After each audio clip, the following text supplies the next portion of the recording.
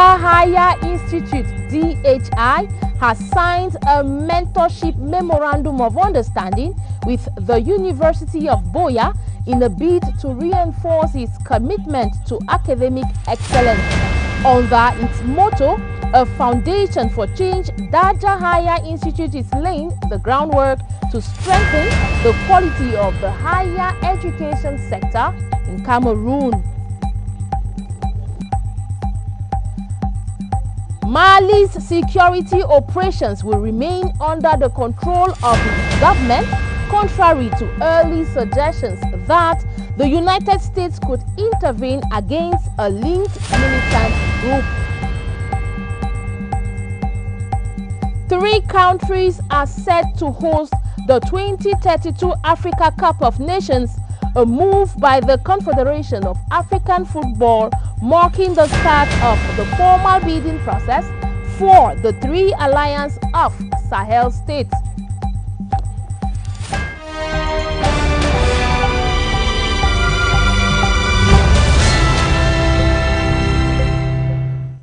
Televiewers, you're welcome to the News Hour on Royal Television.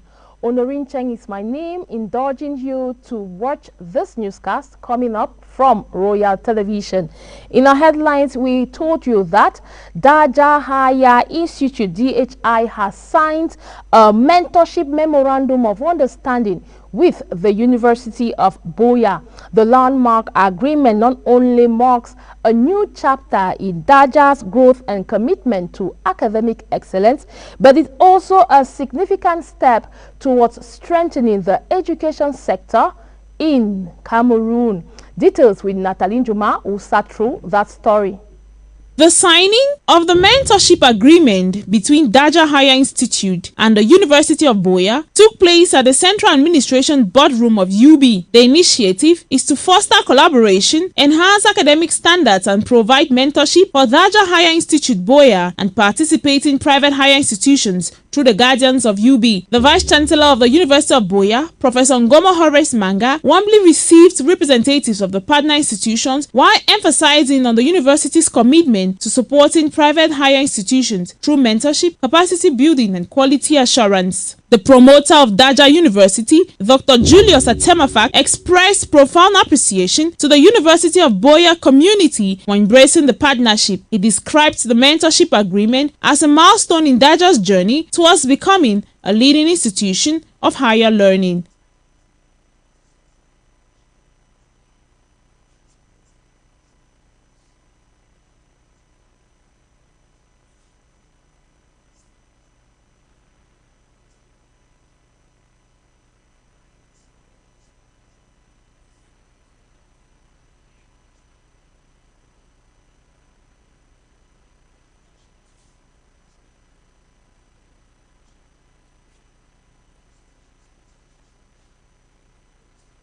Dr. Atemafak noted that the mentorship provided by the University of Boya would accelerate its development and strengthen its academic and institutional capacity. He expressed optimism that the mutually beneficial relationship between the 2 institutions would continue to flourish as Daja University keeps growing, highlighting the benefits that await students who study with Daja.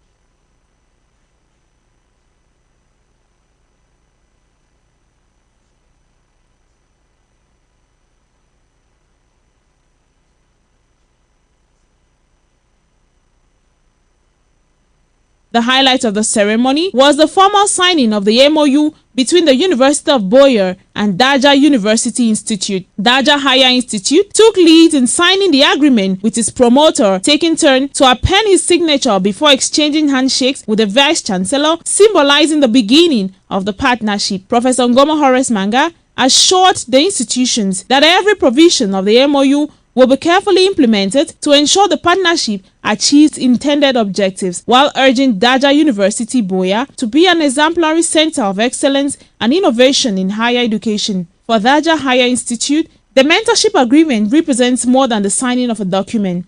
It is a strategic investment in institutional development and academic excellence, positioning the citadel to deliver quality education and produce graduates equipped to contribute meaningfully to national and global development. The signing ceremony was attended by representatives of the Minister of Higher Education, Deputy Vice Chancellor, Registrars, Dean, Directors of Academic Affairs, senior officials of the University of Boya, and staff of Daja Higher Institute. Daja University, located at Mount Carmel Junction, Maitin, Boya, is widely recognized for its commitment to academic excellence and professional mentorship. This dedication is reflected in its motto, a foundation for change, which embodies the institution's mission to equip students with knowledge, skills, and values needed to make meaningful contributions to society. Protect the mangroves and the mangroves will protect you. This is the culmination of a two-day meeting that recently held in Limbe as leaders gathered together to decide on how well their communities will survive the next wave of the storm and the next flood and the next wave of plastic. Fridalina up next. From the 20th to the 21st of July, the Limbe City Council Hall became the meeting place for a coast under pressure. Convened by the Ministry of Environment and local NGO AJECH, the multi-stakeholder workshop brought together government, councils from Limbe 1, 2, 3 and Tico, traditional rulers, youth, women, scientists and community members. It was held under the Together for People and Planet project funded by the Swedish International Development Corporation Agency SIDA and supported by WWF. So Together Forever Facility project, which is TOP, is actually financed by SIDA, as the Swedish government, through WWF Cameroon, and it's a national project that goes across the southwest, west, and southwest, east, and central region. And this project is actually managed by different NGOs, AJECH being one of them. So AJECH is implementing the aspect of city greening, aspect of pollution reduction, and the element of mangrove management. Workshop data shows the Limbe Tico mangroves are more than trees. They are walls against sea level rise. They are nurseries for fish. They store carbon. They feed families. But today, they are choking on climate change, erosion, floods and piles of hard plastic waste. For 2 days, participants looked at risk maps, shared community stories, and faced one truth. When the mangroves get weak, the people get vulnerable. The solution, they agreed, cannot be one ministry or one village. It has to be one and sundry. At the close, 14 resolutions were adopted. The Ministry of Environment will lead coordination on disaster risk reduction and plastic cleanup across the Limbe Tico coast. The workshop was just to gather all stakeholders of the Limbe municipalities, mayors, chiefs, quarter heads, and even delegates to sit together and see how we can design a management plan. It's true that designing a management plan for 2 days is not possible, but we wanted to put in place an early warning system in such a way that in case of flood, people can be aware. So we are happy that at the end of the day, all stakeholders were there, and together with the City Council, we are trying to improve on the early warning system. We are sure that in the day ahead, we can have a tool to decide when we have flood, or even before having flood, we can have indicators to alert us to detect those flood and those landslides. Minfof pledged to back community mangrove forests so locals can manage what they depend on. The 4 councils committed to fund recycling groups and put early warnings and mangrove restoration into their development plans. ONAC will push climate alerts directly to communities, and traditional authorities promise to mobilize youth and women to lead cleanups and watch over the coast. Critically, stakeholders validated a new disaster risk mitigation action matrix that will serve as a roadmap with timelines, responsibilities, and ways to measure progress. They also agreed to use science and tools like GIS and Global Forest Watch to track what is working. This gathering was not just a workshop, it was a pact to turn maps and meetings into action to stop plastic before it reaches the roots, to make sure a warning reaches a fisherman before the tide turns. The plan is now on paper. For the thousands who live where the land meets the sea in Limbe and Tiko, the hope is that it moves from paper to practice before the next disaster does. We stay in Limbe, where the management committee members of the regional handicraft village have successfully held their 2026 annual session. The meeting evaluated the management of the craft village for the 2025 financial year, revived their past performance, and also mapped out strategies to also address the challenges faced by these crafters in the years ahead. Mwambo Williams sat through that event and puts to us this package. The session opened with the coordinator of the Regional Handicraft Center, Bonatikombo Limbe, Shelley Obi, welcoming members. She said the center exists to provide collective supervision for production, training, commercialization, and cultural activities for crafters and craft enterprises across the Southwest region. Mrs. Obi thanked members for setting aside time from their busy schedule to review key issues and take decisions that will shape the future of the handicrafts sector in the region. She also expressed appreciation to the president of the management committee, Governor Bernard Okalia Bilai, for his leadership and unwavering commitment to the growth of the handicrafts village. She further commended committee members for their dedication and continued service to the mission of the center. For the past 6 years, we have been carrying out holiday workshops for youths and other training workshops for women. Our aim is to make sure that each child, each woman has a product that can improve on it and be able to generate income from it in the future.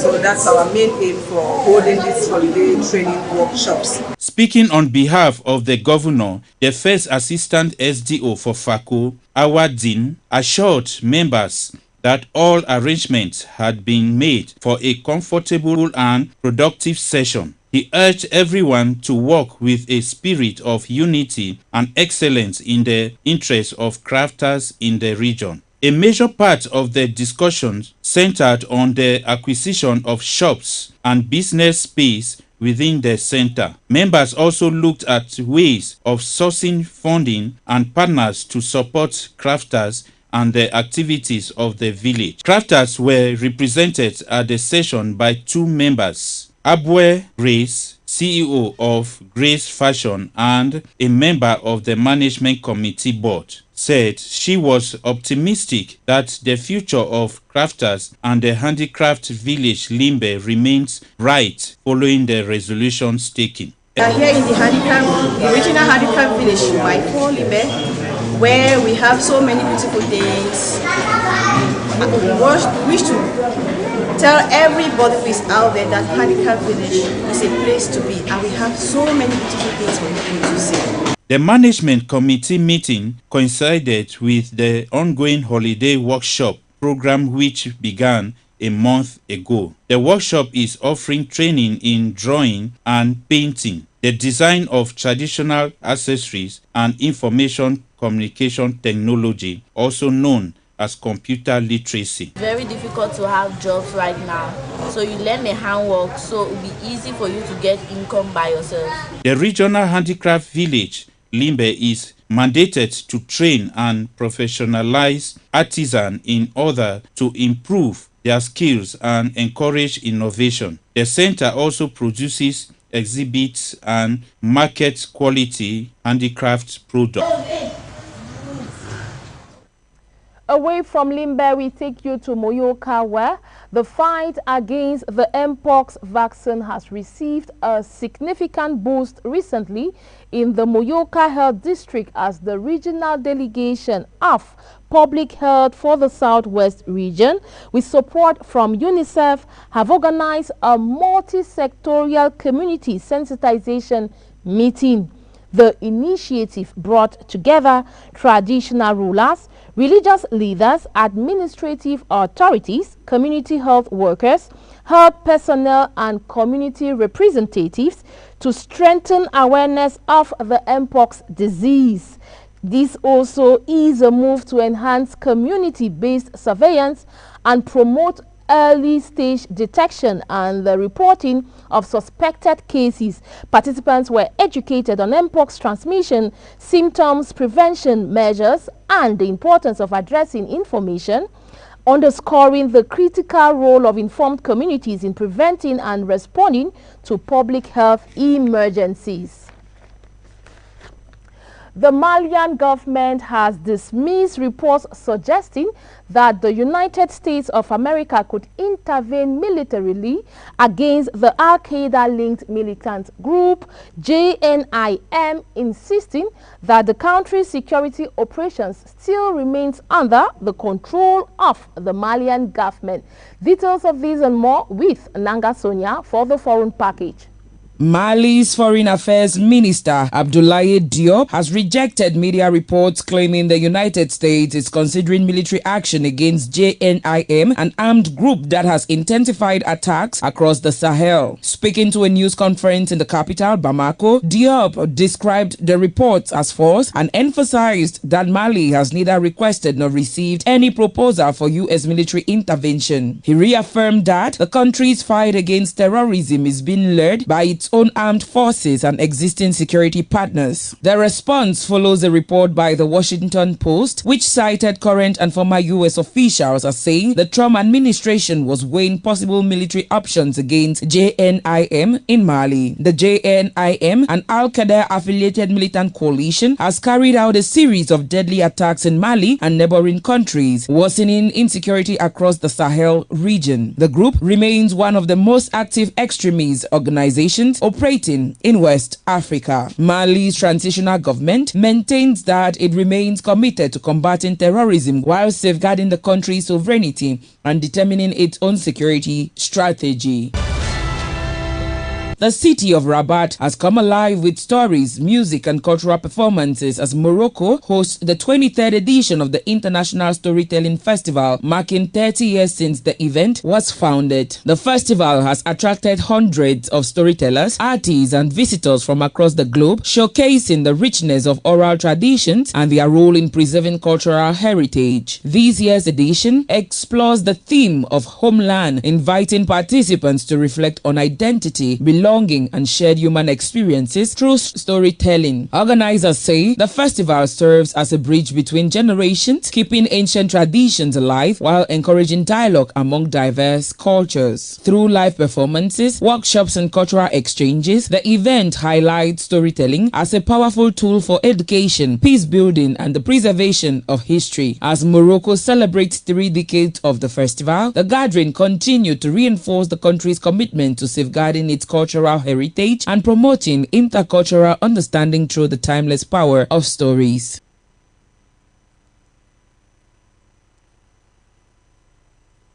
We move over to sports, where the Confederation of African Football has officially accepted the joint declaration of interest from Burkina Faso, Mali and Niger to host the 2032 Africa Cup of Nations. The move marks the start of the formal bidding process, with the 3 Alliance of Sahel state members aiming to bring Africa's biggest football tournament to the region for the first time. Details with Kosona Claudia Vuma.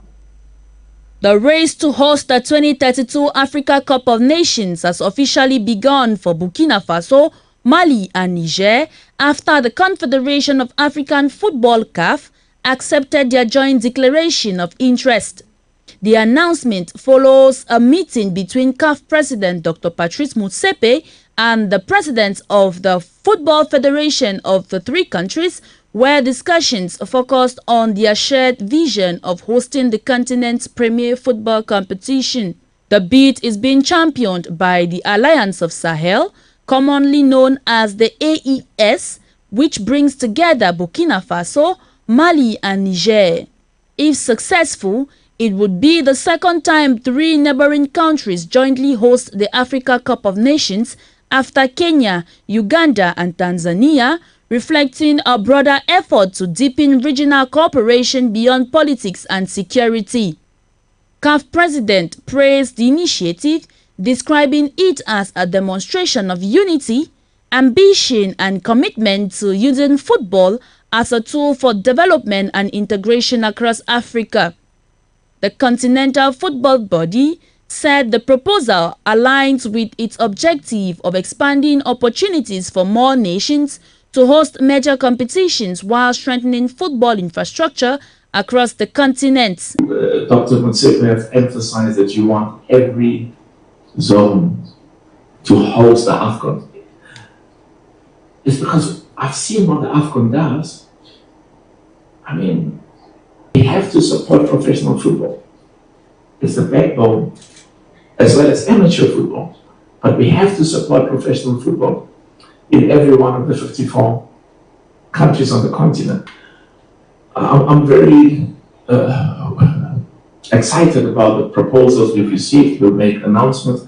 And another very exciting thing is the invitation to tender African football because of governance, because of ethics, because of transparency, because of auditing practices. The acceptance of the declaration of interest does not mean the hosting rights have been awarded.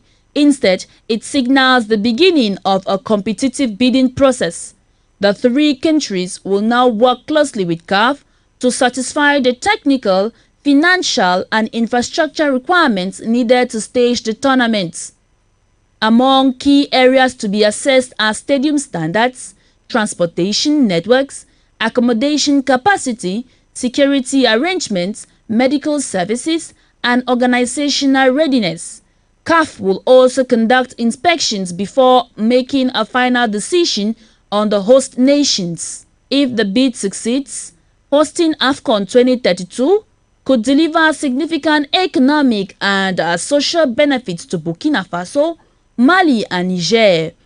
For now, the focus shifts to preparing a strong and competitive bid as Burkina Faso, Mali and Niger seek to make history by bringing the Africa Cup of Nations to the heart of the Sahel for the very first time.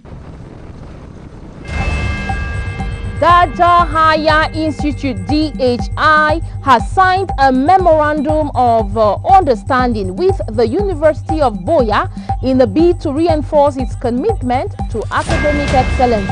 Under its motto, A Foundation for Change, Daja Higher Institute is laying the groundwork to strengthen the quality of higher education sector in Cameroon.